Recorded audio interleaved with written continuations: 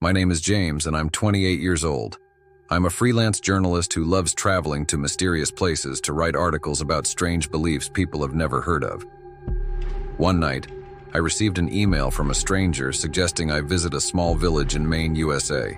The village wasn't on any map and was called Dark Hollow, a name that sent shivers down my spine. I arrived at the village on a full moon night. The entire area was dimly lit by faint streetlights. Most houses seemed abandoned except for one house with light shining through the windows. I decided to knock on the door. A middle-aged woman in a black cloak answered and stared at me with an unsettling gaze, asking what I was doing there. I explained that I was a journalist writing about mysterious villages. She gave a faint smile and invited me inside. The living room was filled with antique items and lit by scattered candles. She told me the village had been cursed for over 100 years. The residents couldn't leave because anyone who tried disappeared without a trace. I was intrigued and began taking notes, but then she asked me a question that made me freeze. "Have you ever heard whispers in your dreams?" I replied no. She chuckled softly and said, "You will. Soon."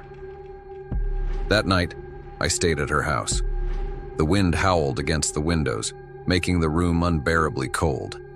Suddenly, I heard faint whispers from the corner of the room. I tried to look but saw nothing.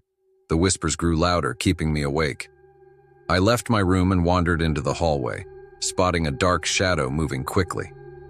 I followed it to a locked basement door, but the whispers were clearly coming from inside. Finally, I found a key in the living room and unlocked the basement. The space was pitch black, with only a shadowy figure standing in the middle. It turned and I realized it was the woman who had let me in, but her face was grotesquely distorted. She spoke in a chilling voice. "You're just like them. No one leaves here." I stepped back, but the basement door slammed shut behind me. The whispers grew into a deafening roar, making me feel as if I was losing my mind. The lights went out, leaving me in complete darkness. Her laughter echoed as the only sound in the void. The next morning, the village was empty. There was no trace of me or the woman.